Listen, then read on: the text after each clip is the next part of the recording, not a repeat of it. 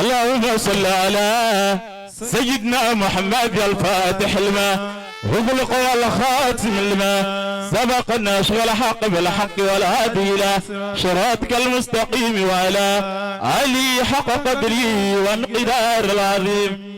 سلام عليكم رجال القفية المجامعية جميع شمس الدين بول الله أهم سكاك ولو ياسو وزغل الماياو أراسا غسل المراغوسو أرقة جمع شمس الدين بول الله شمس آلف الجنود يا بياثق المشاغني ربط المقالات مقياسي atumu gayasi atumu gayasi atumu gayasi atumu gayasi atumu gayasi atumu gayasi gamu dulu mashagunne jamiu shamusu bulala fawi alla la ilaha illallah la ilaha illallah la ilaha illallah la ilaha illallah la ilaha illallah la ilaha illallah لا إله إلا الله لا إله إلا الله سلام عليكم وسلف لا إله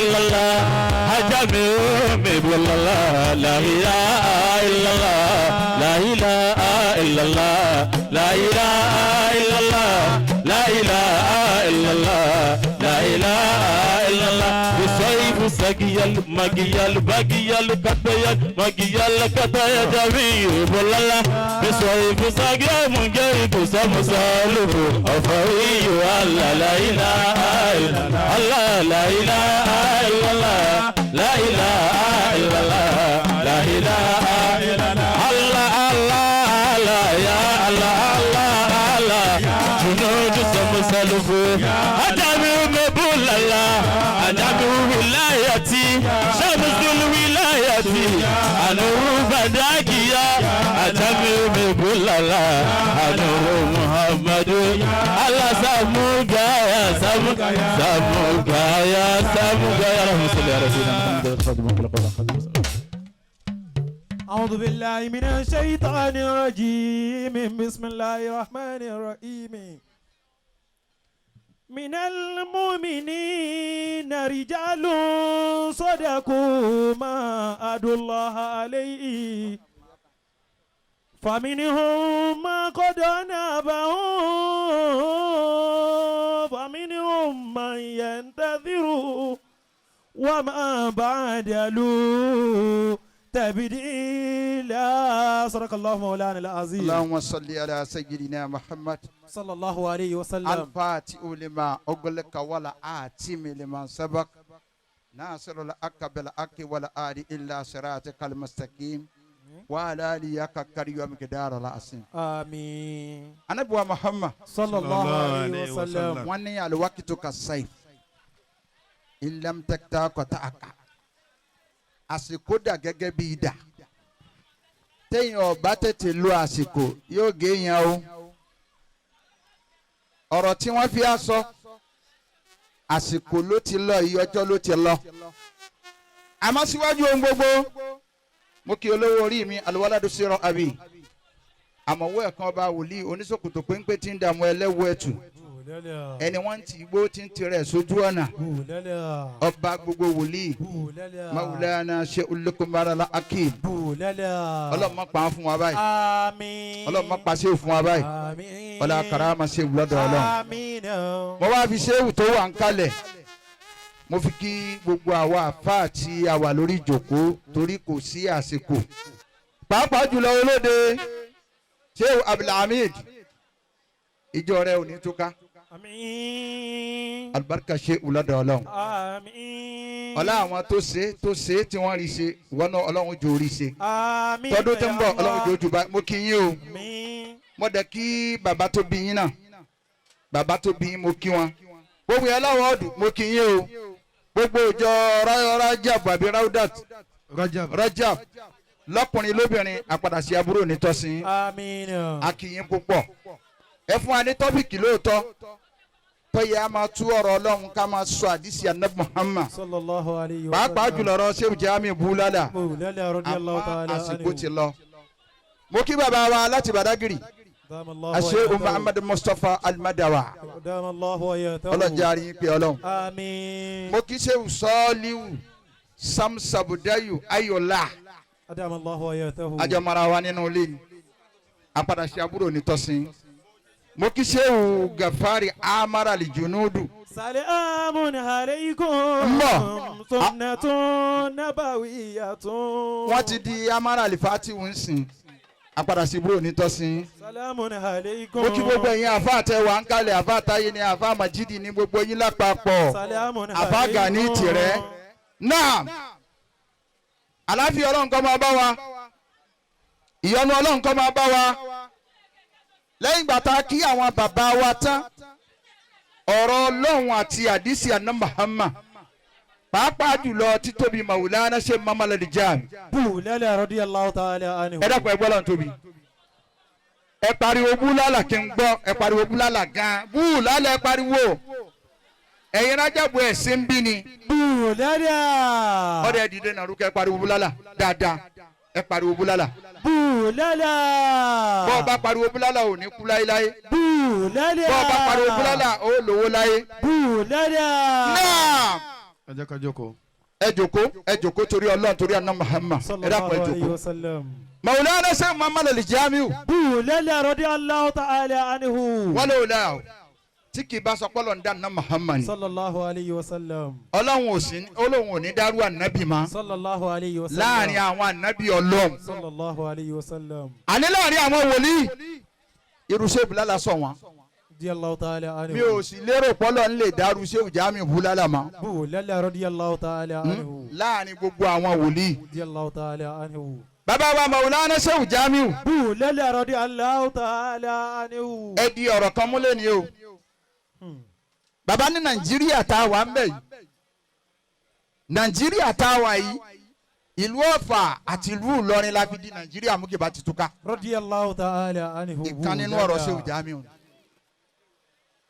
níbi ilé kan ọmọ kan sí àwọn àsìkiri kan ń bí àmọ́ gbogbo nǹkan pẹ̀lú ààyè àti àsìkò نعم. ó sọ àwọn èdè kan àwọn èdè yìí wá rèé èdè tó tí gbogbo ayé ti gbà á tó kálé kákó ni wọ́n ní ò ní túmọ̀ àwa sì mà pé èdè yìí ní túmọ̀ رضي الله ní تعالى. ọjọ́ kan bàbá wa Maulana Sheikh Jamiu radiyallahu ta'ala anhu بولال رضي الله ọ̀rọ̀ tí تعالى mo fẹ́ sọ yìí عنه. ara mùjísà Sheikh Jamiu ni رضي الله تعالى عنه. alọ́mọ́lídìí Ọ̀fà bóyá yíya 2018 or 19 wọ́n wá pé Sheikh Abbas Akérèbí ataniwáàsí lọ́dún náà دام الله ويته. ẹ̀yin tẹ́ wà mẹ́sẹ̀ rántí Abbas Akérèbí ata wọn làwọn ń bọ̀ látọ̀dọ̀ Sheikh Tahiru Bauchi ó tún sàwùsà ń jọ náà Abbas Akérèbí ata yìí bàbá wọn tàbí ká sọ pé gbọ́n bàbá wọn òun ni máa ń mú àkàlàǹbì nílùú Ìlọrin رضي الله تعالى عنه. Sheikh a sì máa lọ síbẹ̀ torí Sheikh sọ pé mo fẹ́ràn ìlú Ìlọrin torí àwọn mẹ́fà kan tó jáde nílùú Ìlọrin رضي الله تعالى عنه. ọ̀fẹ́ gbọ́ Bùlálà. ara mùjísà Sheikh nù o بولال. Sheikh láwọn mẹ́fà kan jáde nílùú Ìlọrin àwa là á máa sọ àná Muhammad lókun Badari رضي الله. ẹ pariwo búlálà lẹ́ẹ̀kan kí n gbọ́ بولال رضي الله تعالى bàbá عنه. láwọn mẹ́fà kan jáde ńlọrin èmi lẹ́lẹ́kejì wọn èmi ní chairman wọn ìṣẹ́gbẹ́ wọn mẹ́fà ni wọ́n tí wọ́n jáde nílùú Ìlọrin tí wọ́n bí wọ́n nílùú Ìlọrin رضي الله تعالى. torí ẹ̀ lèmi àmà wọ́ọ̀ kí n sì fẹ́ràn Ìlọrin ìkànnú ẹni Sheikh Surakatu bàbá Sheikh Fọlọ́nsọ Fàgbà رضي الله تعالى. ìkànnú ẹni Basaru Adangba رضي الله تعالى. ìkànnú ẹni عنه. Sheikh Tajul Adabi رضي الله تعالى. ìkànnú ẹni عنه. Afanda Salati رضي الله تعالى. ìkànnú ẹni عنه. Sheikh Serifu lóde adáná رضي lè الله kọ̀rọ̀ تعالى عنه. ẹlẹ́ẹ̀kẹfà wọn Abdulsalami oníwìrìdì رضي الله تعالى. عنه. oníwìrìdì pàkátà Ìlọrin. Abidi salami liwiridina. bẹ́ẹ̀ni. Abidi salami liwiridina. bàbá yẹn mẹ́ pàkátà. Oníwìrìdì pàkátà Ìlọrin. bàbá lẹ́nu kẹfà wọn nu àwọn mẹ́fẹ̀ẹ̀fà mo torí ẹ mo fẹ́ràn ìlú Ìlọrin púpọ̀. رضي الله تعالى عنه. níjà Sheikh Suraka nu mùjísà Sheikh Jamiu رضي الله تعالى. Sheikh Suraka tu ti wá torí tó bá wàlúwà tó wọnú kàngálẹ́nì ọdọ tó ń bọ̀ kó tó jáde. رضي الله تعالى عنه. bàbá Sheikh Fọlọ́nsọ Fàgbà رضي الله تعالى عنه. bàbá yìí ti wá papòdà nínú ilé alúwà torí àìsọ pé wòlíì kú. wọ́n ti lu ọjọ́ mẹ́rin nínú kànga táwọn ará Ìlọrin ọ̀mà pàfà àti kú sínú kànga radiyallahu ta'ala anhu. bàbá ló wá wá látọ̀fà pé àfà àti kú láti jẹrin àti kírun sí àfà là ń sàmà kẹrin radiyallahu ta'ala anhu.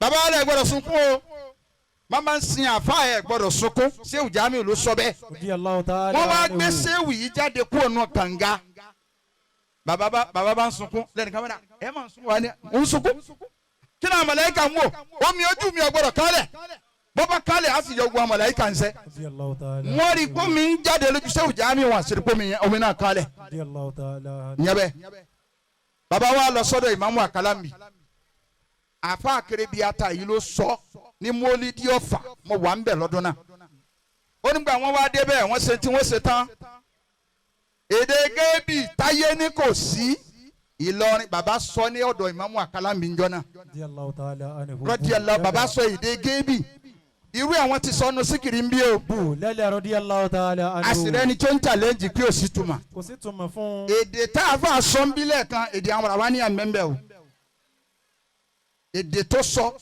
àmọ́ ntí ní bàbá sọ ń jọ náà bàbá ní wọ́n ní gáàgà kí ni ń jẹ́ gáàgà wọ́n kọjú sẹ́nìkan bàbá ní wọ́n ní gáàgà ìwọ la ṣẹ́gun ní ń jẹ́ bẹ́ẹ̀ radiyallahu ta'ala anhu. bàbá tún wò kan ìwọ ní gáàgù ìwọ lọ́wọ́ wọn borí ogun radiyallahu ta'ala anhu. àwọn tí mò ń ṣe é máa dé o mi ò rórí sọ o àmẹ́mi ni bàbá gáàgà ráyà radiyallahu bàbá ta'ala lèmi máa ṣẹ́ gbogbo ogun yín ẹgbẹ́ náà tóbi jàmá. Allahu akbar. ìwọ ni gágà ìwọ ni gágù èmi ni bàbá gágàráyà Ṣéwù Jamiu ló sọ bẹ́ẹ̀ radiyallahu ta'ala anhu. èdè géèbì ń bẹ nínú ìsìlámù bẹ́ẹ̀ yẹn ọba náà ma sọ pé wọn mọ ni kó ló wọn mọ radiyallahu ta'ala. àfa yìí lẹ́ka wọnú síkìrì ó ní dàgílásù ẹni tí máa bá ní jagun sàgílásù tí máa borí ogun àlìgásù èdè àwọn àwa ní àníyàn ó tó tẹ̀léra wọn bílẹ̀ kan lóòótọ́ akíkàtà ní Muhammadiyya fili Jamiu lẹ́ni aṣọ wàláyé ń bẹ nílé tó kúnlé àmọ́ àsìkò là ń wò radiyallahu ta'ala anhu. àsìkò lèyàn gbọ́dọ̀ wò nínú nǹkan àbá àsìkò ó ṣe pàtàkì púpọ̀ Ọlọ́run tó gbé Al-Qur'ani fún ọ̀nà Muhammad sallallahu alayhi wa ó sallam. fi àsìkò sí ẹ̀yin Rajab ẹ dákun ẹ di àfáàyàn mú dáadáa o Ọlọ́run ní jókòó báyìí. àmín. Yorùbá máa sọ pé igi tó tọkàn kì í pẹ́ nígbó Ọlọ́run wọn jẹ́ mi kìtẹ́ ẹ̀gún àmín. ọlá ṣe ìwúlọ́dọ̀ Ọlọ́run àmín. ọlá ń dẹ́pọ̀ Muhammad àmín. ṣé ẹ rí àwọn èdè wọ̀nyí ó nítumọ̀ o Naam. ṣùgbọ́n ọ̀rọ̀ ń bẹ àsìkò kéré ìwọ̀n tá a bá sọ lẹ́ni a máa sọ yòókù níjọ́ míì Ọlọ́run nípa ìjọ yín rẹ àmín. ọlá karama ṣe ìwúlọ́dọ̀ Ọlọ́run Àmín. ọlá makama ṣe ìwúlọ́dọ̀ Ọlọ́run Àmín. ọlá ilà ọlá ẹ̀ka yẹn kàkà sí àfa ìkẹka yín náà ti ná fún. bisimilahi rahman rahim ina atayina kalikawusara fasalli rabbika waniya inna saniyaka uwalabta ẹndi afa lábẹ́ bẹ́ẹ̀ gbogbo ẹ̀yin Rajab afa abdulhamid tẹ̀sùbá àti yẹn kó sọ́run yìí ibì kan ló ti pilẹ̀ o ibì kan ni tẹ̀sùbá sì pilẹ̀ tẹ̀sùbá sì ní síkìrì kó dọ̀ láyé anu alukurani tẹ̀sùbá wàhálì ìsàlámà mibarakati ìsẹ̀yìdì la ilaha illallah tẹ̀sùbá wàhálì ìsàlámà mibarakati ìsẹ̀yìdì la ilaha illallah tẹ̀sùbá wàhálì ìsàlámù allah salam tẹ̀sùbá wàhálì ìsàlámù mibarakati ìsẹ̀yìdì la ilaha illallah allah sẹ́yìn ọmọ rẹ̀ sọ̀rọ̀ àbí òsì táì ẹ dàdú bàbá wa ní màdà wa ní Badagiri Damallahu ayatahu. ọ̀dọ̀ wa ní tẹ̀sùbá gbogbo àwa ará Èkó ti bẹ̀rẹ̀ Damallahu ayatahu. Ọ̀fà ló ní tẹ̀sùbá lóòótọ́ àmọ́ àwa tá à ń kó tẹ̀sùbá sọ́rùn Badagiri la ti yá o Jamihiya pátá. Badagiri ní tẹ̀sùbá wa ti yá Ọlọ́run wa ṣeun àrímọ́lẹ̀ Badagiri ń bí látọ̀dọ̀ bàbá wo lórí oko Alwaladu Siru àrí wọ́n fowó adìyà Badagiri ránṣẹ́. látọ̀dọ̀ Maulana Sheikh Lukman Al-Hakim. wọ́n fowó Badagiri ránṣẹ́. 10,000 3,000 naira. èmi náà wá èmi náà kún. bàbá wa àwọn náà fi tiwọn náà kún. gbogbo ẹni tí tẹ̀sùbà bá wà ń bẹ lọ́rùn ẹ̀ ní àyè tá a wà yìí. gbogbo ẹni tí tẹ̀sùbà máa ń bẹ lọ́rùn ẹ̀ láàyè tá a jọ ń bẹ ń bẹ yìí. jàmíhíyà ni mí láàyè yìí. tó dára rẹ̀ mọ̀ ní jàmíhíyà tó wọ tẹ̀sùbà sọ́rùn. ẹ bá mú adìyẹ Badagry. gbogbo jàmíhíyà gbogbo pátápátá jàmíyà pátá. àtọkùnrin àtọkùnrin àtobìnrin àtòtò fi tẹ̀sùbà sọ́rùn. adìyà ṣe ò màdàwá. kódà bó fi sọ́rùn ẹ bá mú adìyẹ Badagry. ẹ bá mú adìyẹ. ẹ máa mú lọ kẹ̀tíkẹ̀tí. ẹ bá mú adìyẹ Badagry. adìyà Maulana Bashari Madawa. ẹ máa mú wa adìyẹ ni ẹ máa mú wa ẹ dákun adìyẹ Badagry. adìyà Badagry nu. màtòmátò látọwọ́ ẹ máa mú wa sẹ́gbọ́. gbogbo ẹ̀yin rẹ́jọ́ ó yẹ dìde ńlẹ̀. gbogbo ẹ̀yin aláwọ̀ ọdún ó yẹ dìde ńlẹ̀ má díá wa. adìyẹ tẹ fẹ́ sàn ìtẹ̀sùbá tẹ̀ ń fi sọ́rùn lẹ́kọ̀ọ́ ló ti Ọ̀fà ni wọ́n ti gbà wá àmọ́ lẹ́kọ̀ọ́ Badagry ló ti ya ó yẹ dìde má díá wa. ẹ dìde ńlẹ̀ o. gbogbo onítẹ̀sùbá láàyè yìí. so ti yé kì í ṣe ṣeré o. adìyà ṣe ò màdàwá. ẹ mú wa. ẹ jẹ́ ká máa sọ lẹ́ẹ̀kan náà. ẹ sáadìyà. Allahu akubaru. sẹ́tìrì nǹkan báyìí. Allahu akubaru. ẹ sáadìyà Badagry. Allahu ìjọ akubaru. yín ò ní parẹ́. àmín. ẹ sáadìyà Badagry. tẹ̀sùbá ò ní gbóná mọ́ yín lọ́rùn. ẹ ṣeun ọ̀yà adìyà Badagry. ẹ jẹ́ ń gbà. ìwọ ni àgbọ̀dọ̀ má gbà. adìyà ṣe ò màdàwá ẹ dákun. adìyà ṣe ò ní Badagry ọ̀yà ń bolókù sí. so ti yé bàbá di ọjọ́ mi Ọlọ́run yọ́nú sí wa o. àmín. bẹ́ẹ̀ ṣe má di wa yóò rọrùn fún yín o. àmín. Ọlọ́run barika ṣe wùlọ́dọ̀ Ọlọ́run. àmín. Allahumma salli. rídìí sẹ́wọ̀n rídìí wa. nẹ́nẹ́ bá má di ya. àwọn náà ti mú wá. mi ò rí tún mi mú wa. ẹ tún mú ìmú wá. tún mi mú wa. àṣẹ ti wá náà. ẹgbẹ́ mi ló wà o. bá má di ya Badagry. bẹ́ẹ̀ ni. èmi ò rí o. ẹ mú mi ìwà ìtọ́wọ́ bá pò. ẹ yà mọ ọ̀dà. àti Ọlọ́run ṣàánú wa o. Àmín. Ọlọ́run yọ́nú sí wa. àmín. salatul fati. Allahumma salli ala sayyidina Muhammad الفاتح لما ملك والآتي لما سبق ناصر لك بالحق والهادي إلى صراطك المستقيم وعلى آله حق قدره ومقداره. بسم الله. ẹ jẹ́ sọ pé Allahu Akbar. Allahu akbar. gbogbo ẹ̀yin aláwọ̀dù pátá látòkè délẹ̀ ó yẹ máa bọ̀ wá.